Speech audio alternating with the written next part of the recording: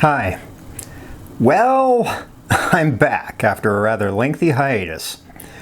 Part of that had to do with the fact that over the last few months, I've been generating a lot of lecture videos. In fact, I think around 85 of them for my Eric Dodson Lecture YouTube channel.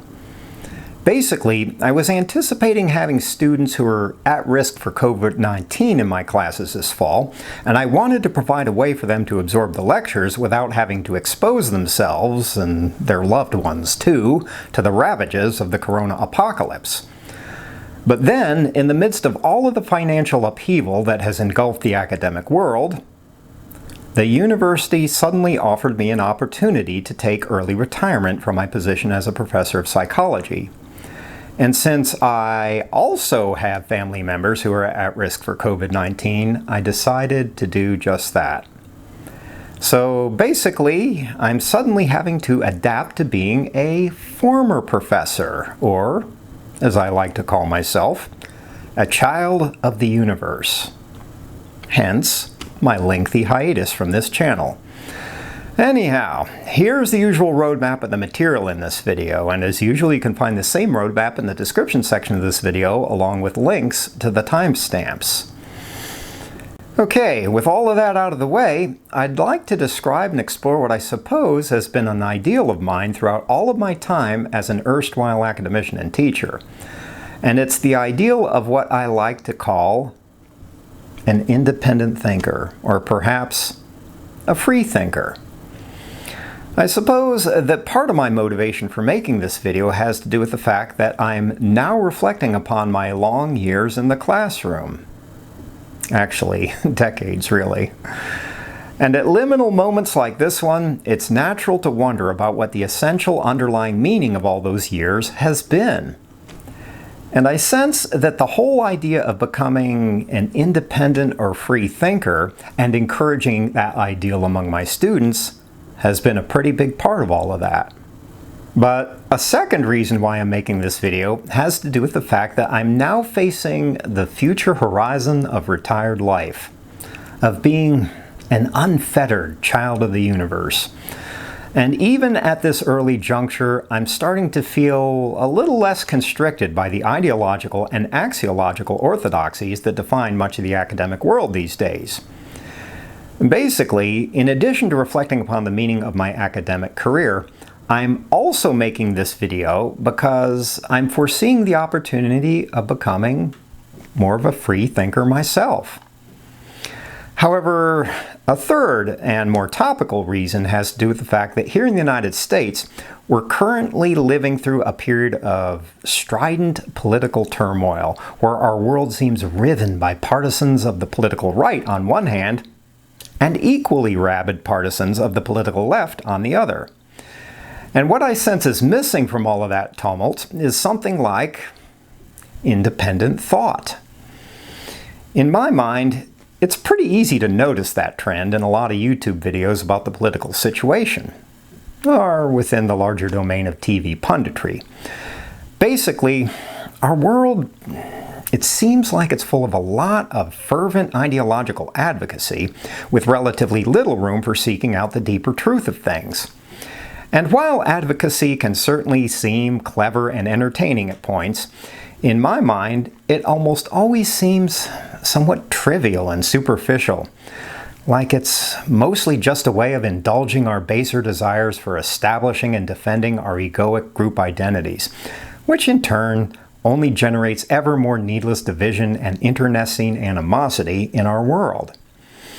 And as I look back over my many years as an academician, God, I hope and pray that I haven't spent too much time wallowing in that sort of thing.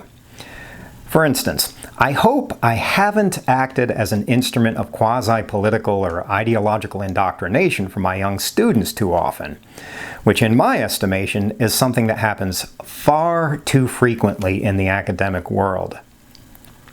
Instead, I hope that my efforts have mostly centered around encouraging my students to become, as I keep saying, independent thinkers, and not merely ideological clones of myself or anyone else.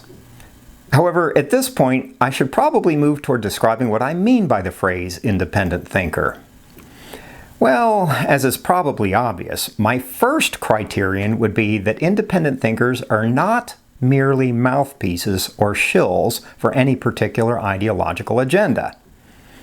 That's because acting as a mouthpiece or advocate for an ideology isn't actually about independent thought in the first place. After all, insofar as advocates are actively thinking, it's almost always thinking that's subservient to the position they're advocating, which in my mind looks like the tail is starting to wag the dog. Like the programmatic agenda is determining the thinking rather than the other way around. And consequently, to me, it doesn't really matter how clever or articulate the advocacy is. That's because it's entirely possible in this world to be nothing more than an articulate, trained monkey. Basically, an intellectual prestidigitator performing clever tricks to win an audience's attention and approbation. But to me, becoming a free, independent thinker means passing beyond that paradigm, and hence passing far beyond the boundaries that define our usual semi-tribal affiliations and entrenched positions. Basically, an independent thinker isn't anyone's trained monkey, not even his own. Instead, independent thinkers are ready, willing, and able to go anywhere, to think anything, no matter how supposedly inappropriate or offensive or contrary to social conventions. And they're capable of all of that because independent thinkers are able to disappoint other people or even outrage them in order to be true to themselves. That's because independent thinkers seek a higher fidelity than that of simple social conformity and obedience. Basically, they're faithful to the unfolding of reality itself.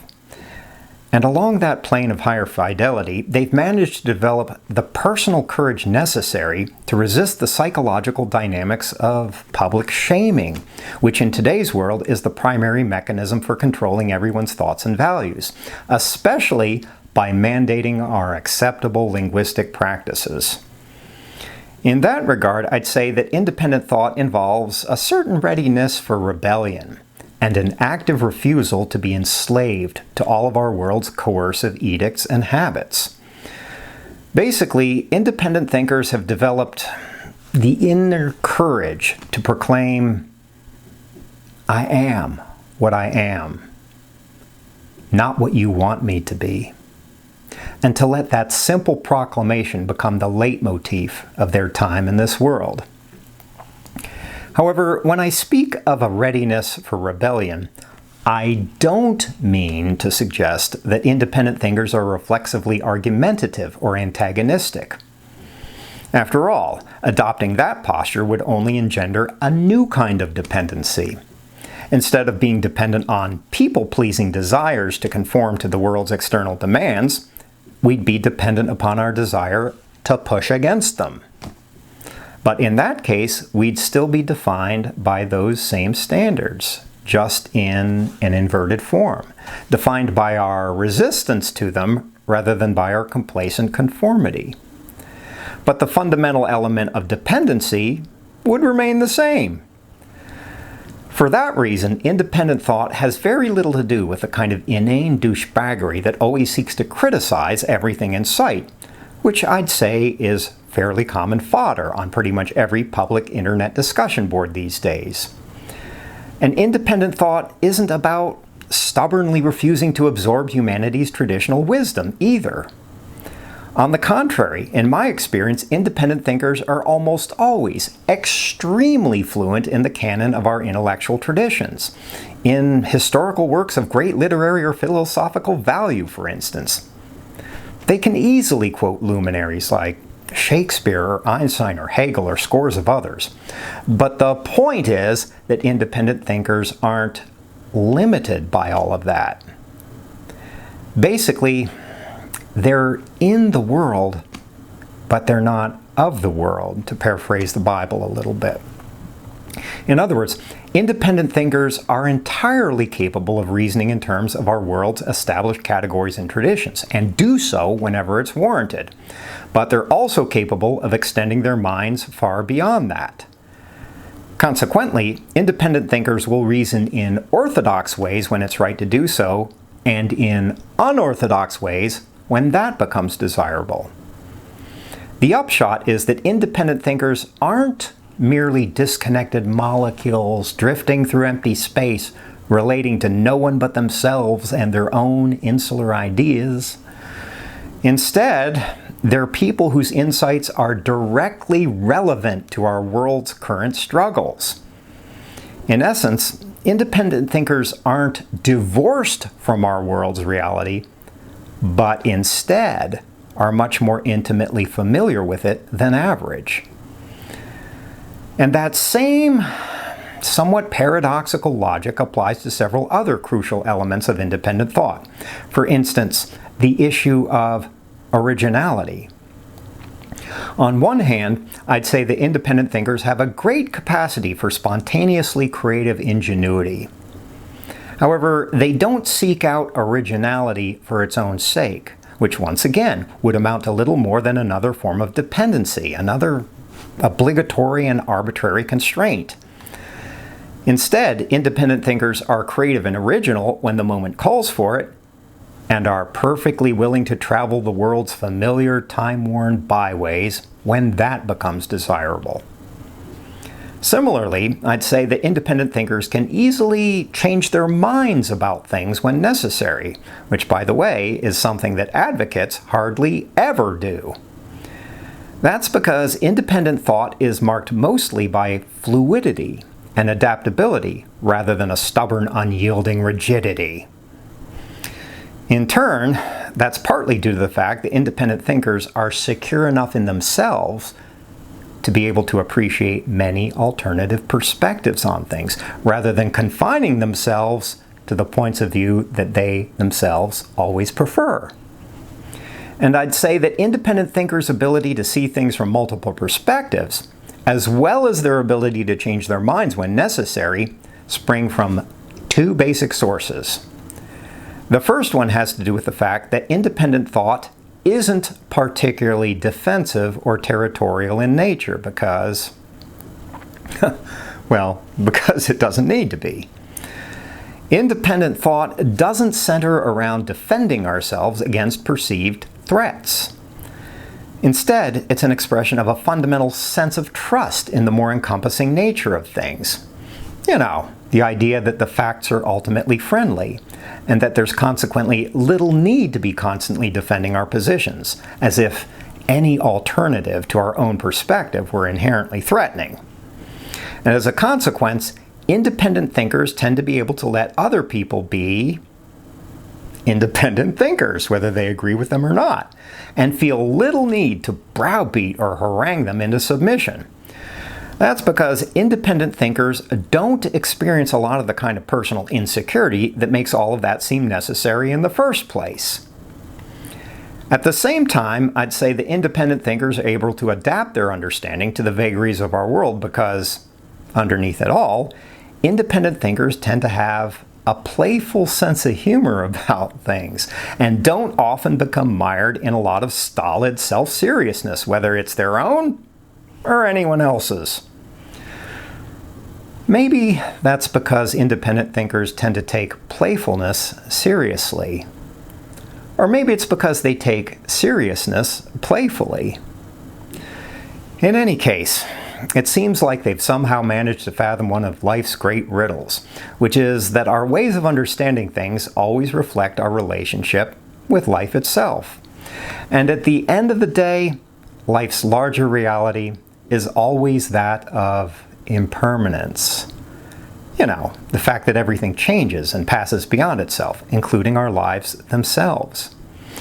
And in a world where everything is in the process of passing beyond itself, which is to say, in a world like this one, it doesn't make much sense to cling too tenaciously and too seriously to any particular set of ideas, especially since ideas are some of the most fleeting and transient things in the entire universe.